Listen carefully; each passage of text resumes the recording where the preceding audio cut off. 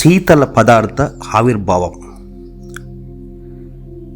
దీని ప్రకారం భూమి అనేది తొలిసారిగా అతి శీతల పదార్థం నుంచి ఆవిర్భవించింది, లేక ఆవిర్భవించే ప్రక్రియలో చలి అనేది పుట్టిందని అర్థం. శాస్త్రపరమైన భావనలు మళ్ళీ 3 రకాలుగా విభజించవచ్చు.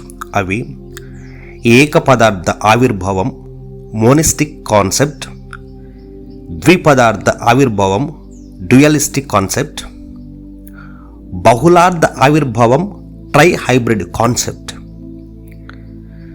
ఏక పదార్థ ఆవిర్భావం ఈ భావన ప్రకారం భూమి అనేది తొలిసారిగా ఒకే పదార్థము నుంచి ఏర్పడిందని అర్థం.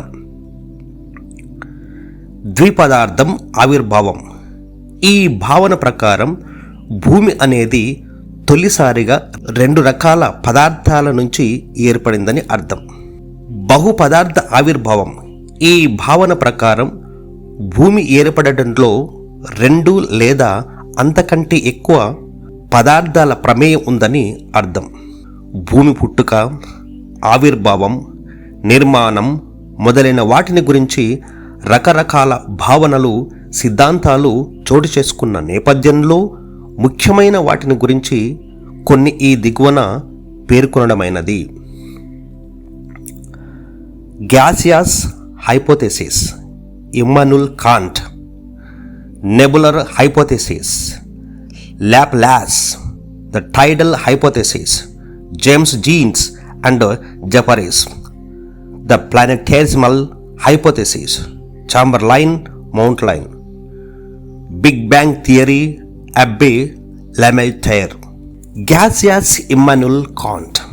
ఇమ్మానుయల్ కాంట్ అనే జర్మన్ తత్వవేత్త 1774-1804 జర్మన్ భాషలో రాసిన తన పుస్తకం ఆల్జమైన్ నేచర్ జోమెట్రీ అండ్ థియరీ డైస్ హ్యామెల్స్ అనే దానిని ఇంగ్లీష్లో general natural history and theory of the heavens అని తర్జుమా చేశారు. ఆ పుస్తకంలో తన అభిప్రాయాన్ని నిర్మోహమాటంగా వెలిబుచ్చాడు. సర్ ఐజక్ న్యూటన్ సిద్ధాంతాలను పూర్తిగా నమ్మిన కాంట్ భూమి పుట్టుక, నిర్మాణం, ఆవిర్భావం మొదలైన వాటిని గురించి తన భావాలను సూక్ష్మకంగా తెలియజేసి శాస్త్ర జగతిలో విమర్శలకు గురి కావాల్సి వచ్చింది. భూమి ఆవిర్భావానికి ముందు ఈ విశాల విశ్వం అంతా నిరాకారంగానూ శూన్యంగానూ ఉంది. ఎక్కడ ఏమీ లేదు. ఆ సమయంలో తొలిసారిగా చల్లని రేణువులు కొన్ని యథేచ్ఛగా శూన్యంలో సంచరిస్తున్నాయి. వీటి ఉష్ణోగ్రత సుమారు 273 డిగ్రీల సెల్సియస్. ఇవి బలంగానూ దృఢంగానూ ఉండి శూన్యంలో తిరుగాడుతూ ఒకదానికొకటి రాజుకుంటున్న సమయంలో వాటికున్న ఆకర్షణ శక్తి వల్ల ఒక దానికొకటి ఆకర్షించబడ్డాయి.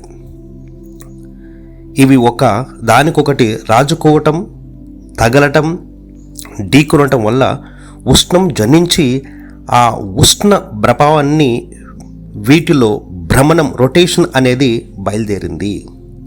కొంతకాలం అయ్యేసరికి ఆ రేణువులు ఒకదానికొకటి ఆకర్షించుకొని కలుసుకున్న ఫలితంగా నెబులా అనే పెద్ద ముద్ద వంటి పదార్థం ఒకటి తయారైంది. ఇది చాలా వేడిగా ఉంది. ఈ వేడి వల్ల నెబులా పదార్థం వేగాన్ని పుంజుకొని మరింత ఎక్కువగా తన చుట్టూ తాను తిరగడం ప్రారంభించింది. ఇదొక రకమైన భ్రమణం. ఈ రకమైన భ్రమణం వల్ల నెబులా మధ్య భాగం గుండ్రంగా తయారై ఉబ్బెత్తుగా లేచింది. భ్రమణ వేగం పెరుగుతున్న కొద్దీ ఉబ్బెత్తుగా లేచిన భాగం ఒక రింగు మాదిరిగా ఊడిపోయి వేరైపోయి క్రమక్రమంగా గ్రహంగా, ప్లానెట్గా రూపుదిద్దుకుంది. ఈ విధంగా నెబులా అనేది తిరగడం, మధ్య భాగం ఉబ్బెత్తుగా పైకి లేవడం, రింగు మాదిరిగా ఊడిపోయి వేరైపోవడం మొదలైన వాటి వల్ల నవగ్రహాలు ఏర్పడ్డాయి. మిగిలిపోయిన నెబులా ముక్క సూర్యగోళంగా రూపొందింది. తయారైన నవగ్రహాలు తమ చుట్టూ తాము గిరగిరా తిరగటం వల్ల మధ్య భాగం ఉబ్బెత్తుగా తయారై ఒక రింగులా మారిపోయింది. మిగిలిపోయిన నెబుల ముక్క సూర్యగోళంగా రూపొందింది.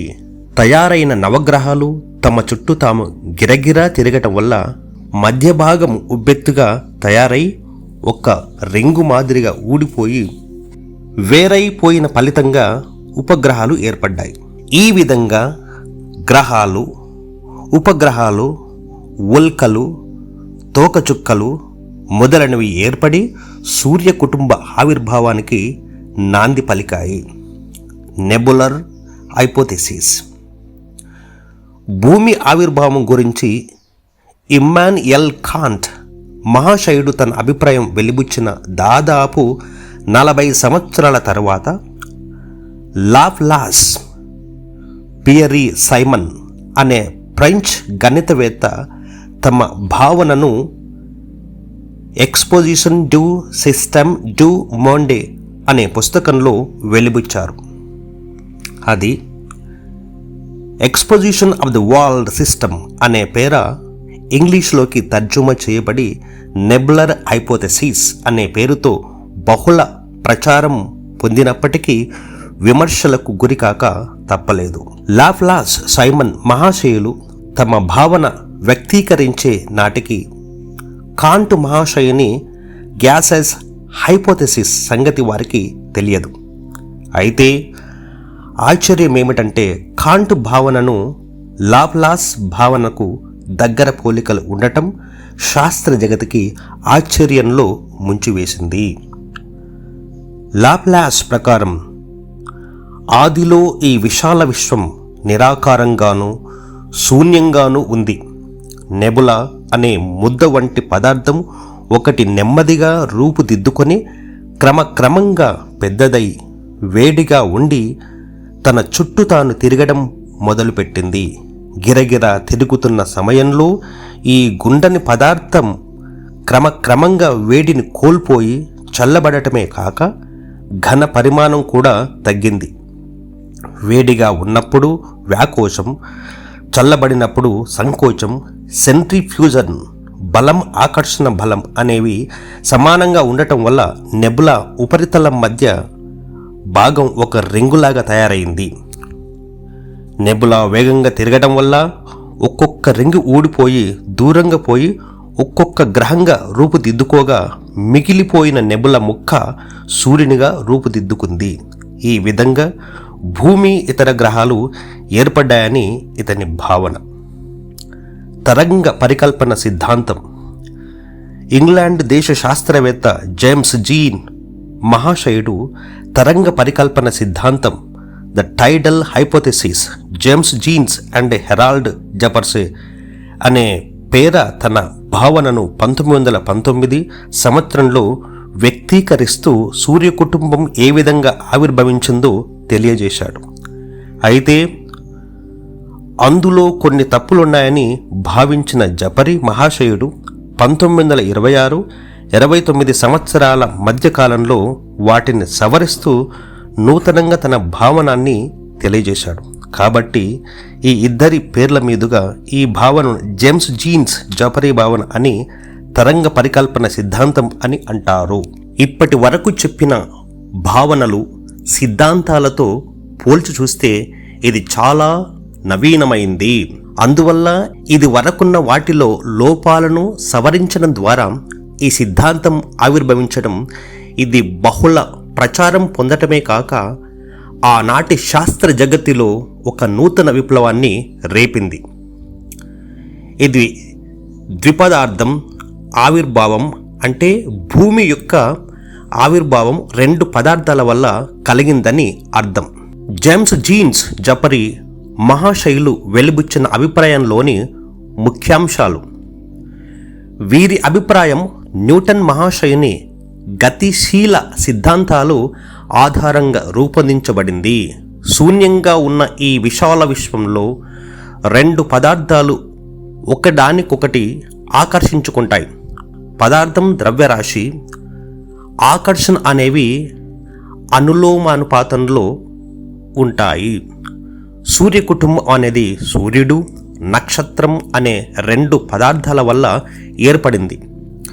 సూర్యుడు భగభగ మండుతున్న అగ్నిగోళం. ఇది పూర్తిగా వాయు పదార్థం. సూర్యుని కంటే పెద్ద సైజులో ఒక నక్షత్రం ఉంది. దీనిని ఇంట్రూడింగ్ స్టార్ అంటారు. సూర్యునికి భ్రమణం ఉంది, అంటే ఇవి తమ చుట్టూ తాము తిరుగుతుంటాయి. ఈ విధంగా తిరుగుతున్నప్పుడు ఇంట్రూడింగ్ స్టార్ ఒక్కొక్కసారి సూర్యునికి దగ్గరగాను మరికొన్నిసార్లు సూర్యునికి దూరంగాను ఉంటుంది. సూర్యుడు నక్షత్రం పరస్పరం ఆకర్షించుకుంటాయి. సూర్యుని ఆకర్షణ శక్తి కంటే నక్షత్ర ఆకర్షణ శక్తి ఎక్కువ. సూర్యుడు నక్షత్రం అనే ఈ రెండు పదార్థాలు తమ కక్షలో తిరుగుతున్నప్పుడు ఒక్కొక్కసారి ఈ రెండు చాలా దగ్గరగా వచ్చినప్పుడు నక్షత్ర ఆకర్షణ బలానికి మండుతున్న సూర్యగోళంలోని కొంత పదార్థం సముద్ర తరంగం మాదిరిగా ఉబ్బెత్తుగా వచ్చి వేరైపోయిన ఈ వాయు పదార్థం దూరంగా విసిరివేయబడి నెమ్మదిగా దారపు కండె ఆకారం దాల్చింది. మధ్యలో లావుగాను, రెండు చివరలు సన్నగా, ఇది కొన్ని వందల కిలోమీటర్లు పొడవుగా ఉంది. దీని పేరు ఫిలమెంట్. ఆ తరువాత ఆ నక్షత్రం సూర్యునికి దూరంగా వెళ్ళిపోయింది. దారపు కండె ఆకారంలో ఉన్న ఫిలమెంట్ క్రమంగా చల్లబడి ఘనీభవించడం ద్వారా దీని పరిమాణం కాస్త తగ్గింది. ఇది సూర్యుని చుట్టూ పరిభ్రమించడం మొదలుపెట్టి క్రమంగా 9 గుండ్రని ఆకారాలుగా విడిపోయింది. ఒక్కొక్క ఆకారం ఒక్కొక్క గ్రహంగా రూపుదాల్చింది. ఈ గ్రహాలు సూర్యుని చుట్టూ పరిభ్రమిస్తున్నప్పుడు సూర్యుని ఆకర్షణ శక్తి వల్ల గ్రహాల నుండి ఉపగ్రహాలు ఆవిర్భవించాయి. చిన్న గ్రహాలు, అంతర్గ్రహాలు వేగంగా చల్లబడి వేగంగా ఘనీభవించడం వల్ల ఆకర్షణ శక్తి ప్రభావం లేకపోవడంతో వీటికి ఉపగ్రహాలు తక్కువ. పెద్ద గ్రహాలు, బాహ్య గ్రహాలు ఆలస్యంగా చల్లబడ్డాయి. వీటి మీద సూర్యుని ఆకర్షణ ప్రభావం ఎక్కువ, అందువల్ల వీటికి ఉపగ్రహాలు ఎక్కువ. జేమ్స్ జీన్స్ జపరి మహాశయుల అభిప్రాయం వాస్తవానికి కాస్త దగ్గరగా ఉన్నప్పటికీ కొన్ని విషయాలలో పొంతన అనేది లేకపోవటం వల్ల విమర్శలకు గురి కావాల్సి వచ్చింది. సూపర్ నోవా భావన.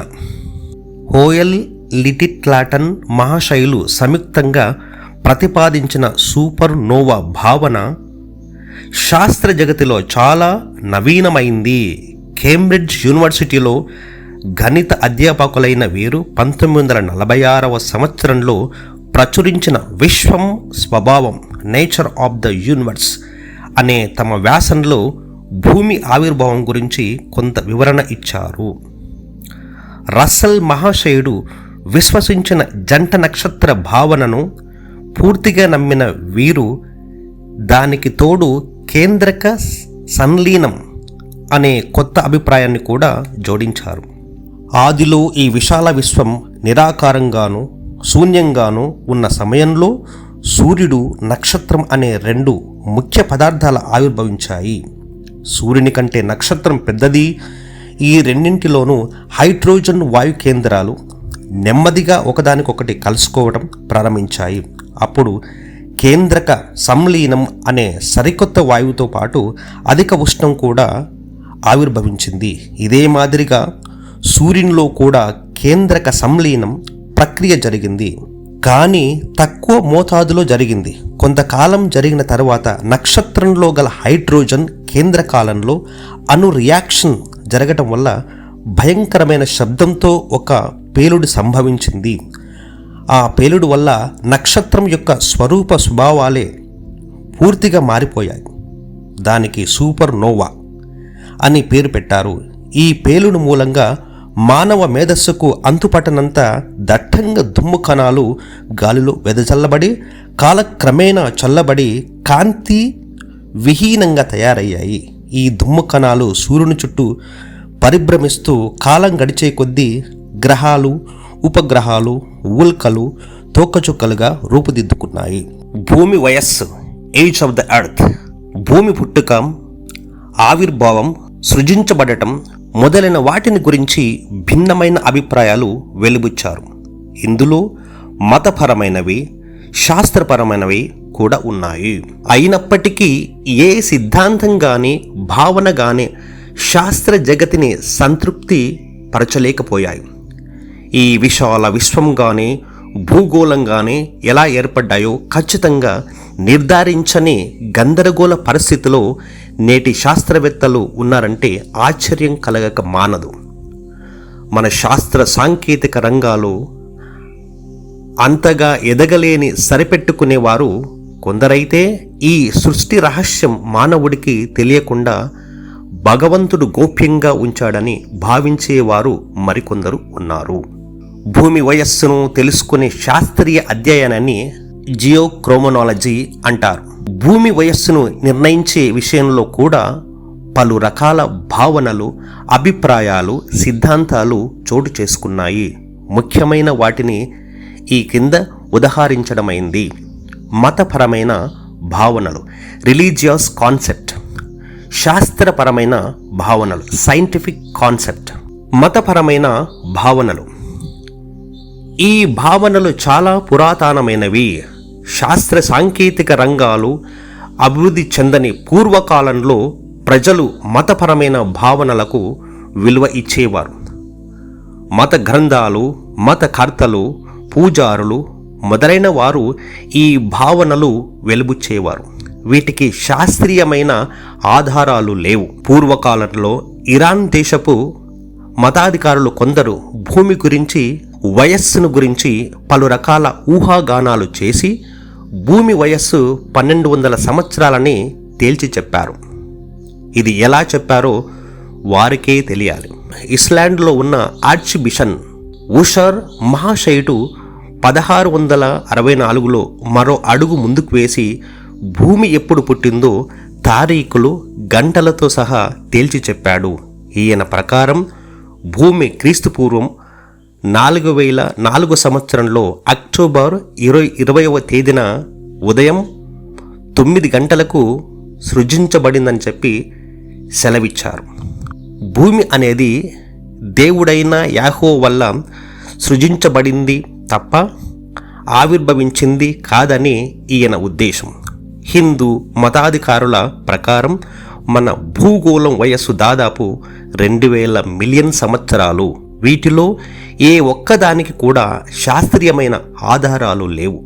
శాస్త్రపరమైన భావనలు. శాస్త్ర సాంకేతిక విజ్ఞానం పెరుగుతున్న కొద్దీ భూమి వయస్సును గురించి పలు రకాల భావనలు, సిద్ధాంతాలు చోటు చేసుకున్నాయి. ఇవి 2 రకాలు. ఎప్పుడో పూర్వకాలంలో జరిగిన సంఘటనలు, ఏర్పడిన శిలా సముదాయాలు మొదలైన వాటి ఆధారంగా భూమి వయస్సు నిర్ధారించడం మొదలుపెట్టారు. రేడియో ధార్మిక పద్ధతుల ఆధారంగా భూమి వయస్సు నిర్ధారించడం, ప్రాచీన సంఘటనలు, ఏర్పడ్డ శిలా సముదాయాల ఆధారంగా హిమానీ నదుల నిక్షేపణ పద్ధతి, అవక్షేప పద్ధతి, లవణీయతల పద్ధతి, భూమి చల్లబడే రేటును బట్టి జంతు పరిణామ పద్ధతి, పోటుపాటుల పద్ధతి ఇలాంటి పద్ధతులను పాటించేవారు. హిమానీ నదుల నిక్షేపణ పద్ధతి. ఈ విశాల విశ్వం ఆవిర్భవించింది మొదలు నేటి వరకు భూగోళం రకరకాల శీతోష్ణ స్థితులను చవిచూసింది. భూ విజ్ఞాన స్కేలును తదేకంగా అధ్యయనం చేస్తే ఈ విషయం తెలుస్తుంది కూడా.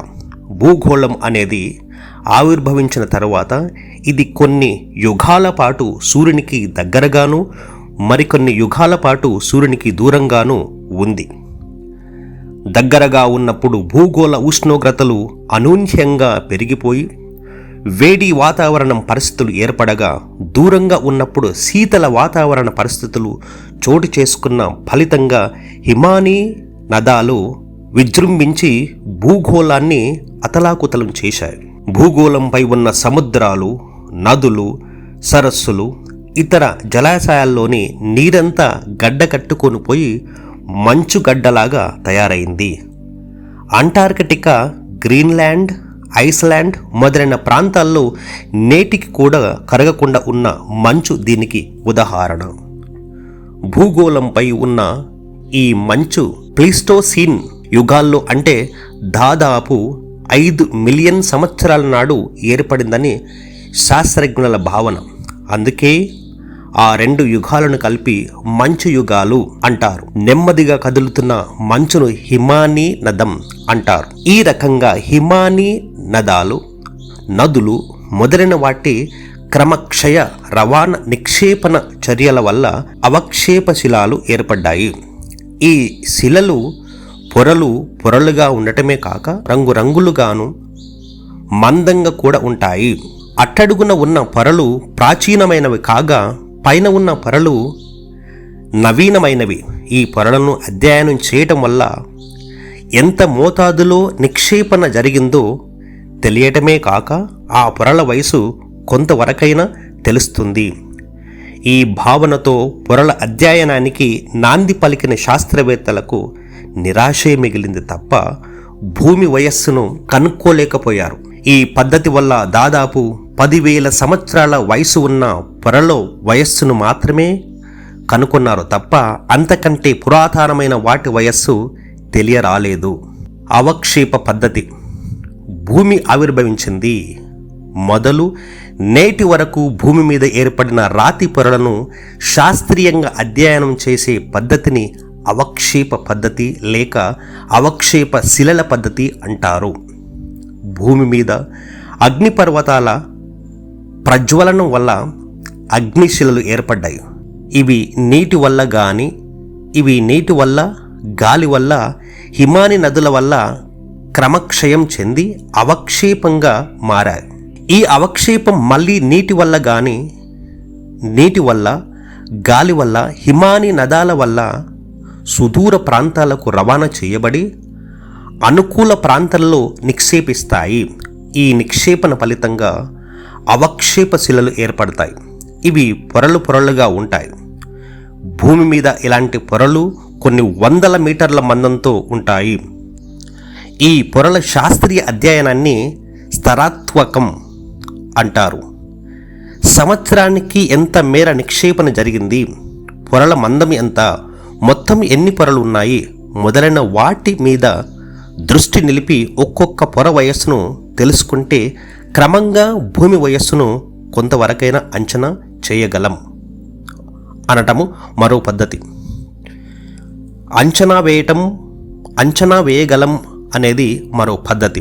అయితే ఈ పద్ధతి వల్ల కొన్ని చిక్కులు ఎదురవుతున్నాయి. భూమిపై ఏర్పడ్డ పొరలు అన్ని చోట్ల ఒకేలా లేవు. వీటి సంఖ్య కానీ మందం కానీ ఒక్కొక్క ప్రాంతంలో ఒక్కొక్క విధంగా ఉన్నాయి. అయినప్పటికీ అతి ప్రయాసాల కోర్చి ఈ పొరల అధ్యయనాన్ని దిగ్విజయంగా జరిపిన వ్యక్తి జాన్ ముర్రే మహాశయుడు. భూమి వయస్సును కనుక్కునేందుకు జాన్ ముర్రే మహాశయుడు ఒక చిత్రమైన పద్ధతి కనిపెట్టాడు. భూమిపై ఏర్పడ్డ అవక్షేప శిలల వయస్సు కనుక్కుంటే దాని ప్రకారం భూమి వయస్సును కనుక్కోవచ్చు. దానికి ఈ కింది సూత్రాన్ని ఉపయోగించాడు. అవక్షేప శిలల మందం. భూమిపై ప్రప్రథమంగా ఏర్పడ్డ అవక్షేప శిలల వయస్సు. సాలీన జరిగిన నిక్షేపణ రేటు.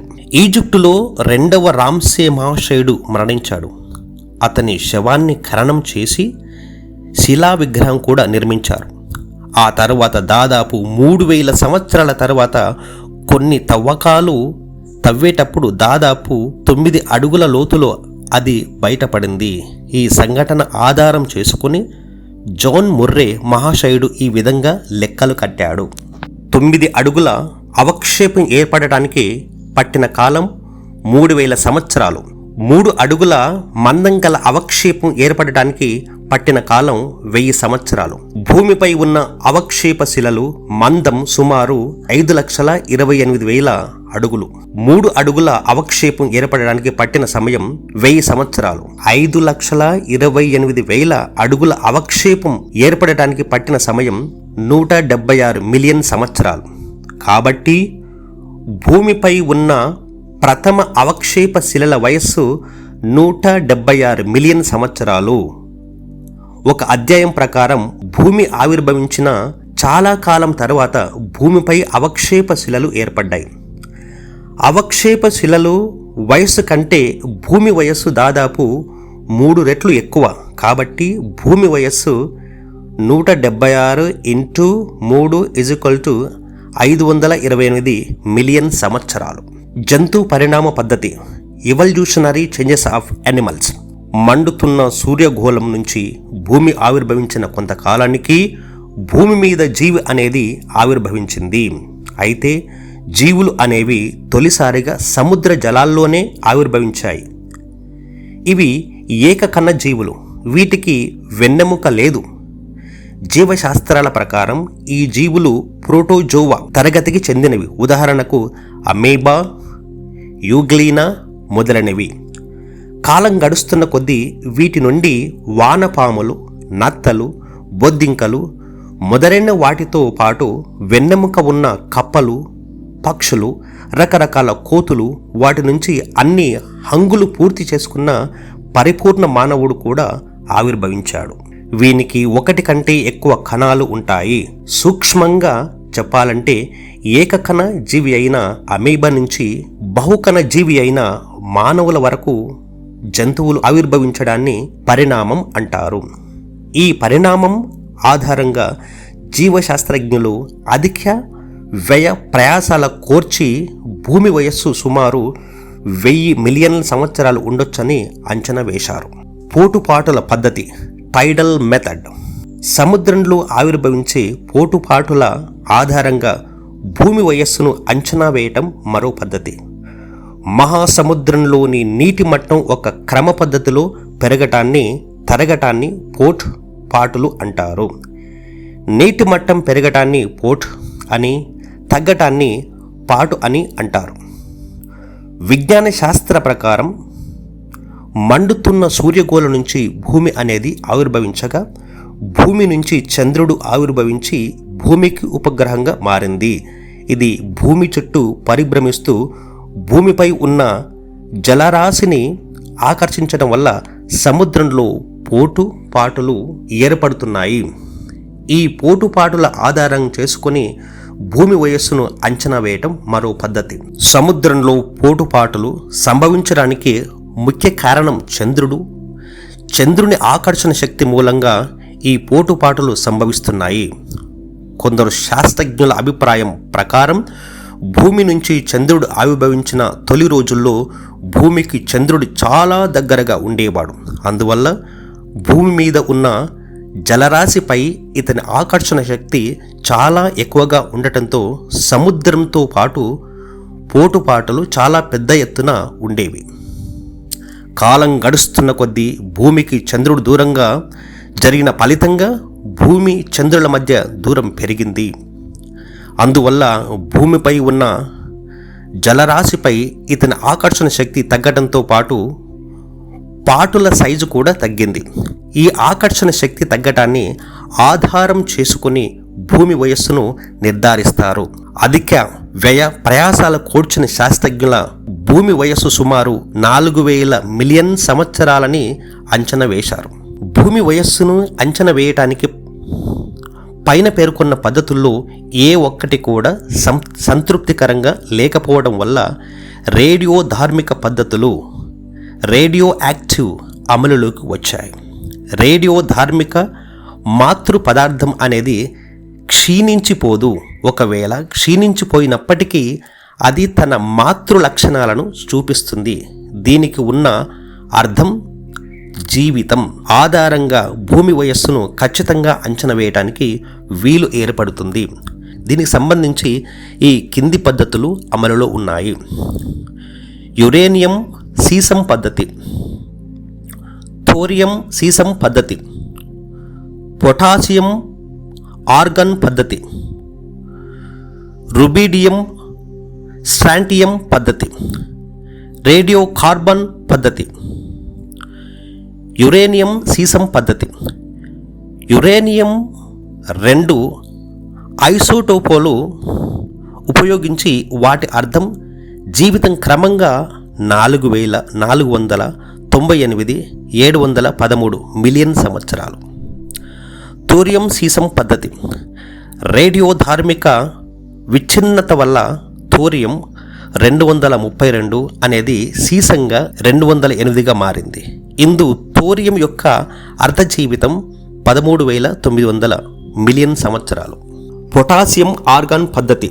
పొటాషియంకు 3 ఐసోపోటాలు ఉంటాయి. అవి 39K, 40K, 41K అనేవి. ఇందు 40K అనేది రేడియో ధార్మిక శక్తి కలది. దీని అర్థం జీవితం 40 ARగా రూపుదిద్దుకుంటుంది. ఇది 11,850 మిలియన్ సంవత్సరాలు. రుబీడియం స్ట్రాటియం పద్ధతి. రుబీడియం ఆర్బి అనేది స్టాంటియం ఎస్ఆర్గా మార్పు చెందుతుంది. దీని అర్థం జీవితం 50,000 మిలియన్ సంవత్సరాలు. రేడియో కార్బన్ పద్ధతి. కార్బన్ C14 అనేది రేడియో ధార్మిక శక్తిలో ఉంటుంది.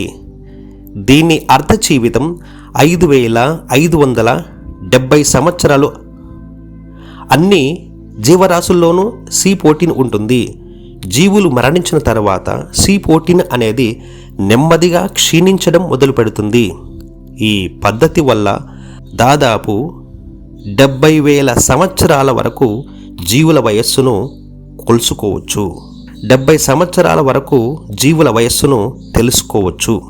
భూమి వయస్సును నిర్ధారించడానికి రేడియో ధార్మిక పద్ధతులు అన్ని విధాల అనుకూలంగా ఉన్నాయి. ఇవి చాలా ఖచ్చితమైనవి కూడా. పైన చెప్పిన రేడియో ధార్మిక పద్ధతుల ఆధారంగా భూమి వయస్సు దాదాపు 4,500 మిలియన్ సంవత్సరాలని చెప్పి ఇప్పటికీ నిర్ధారించబడింది.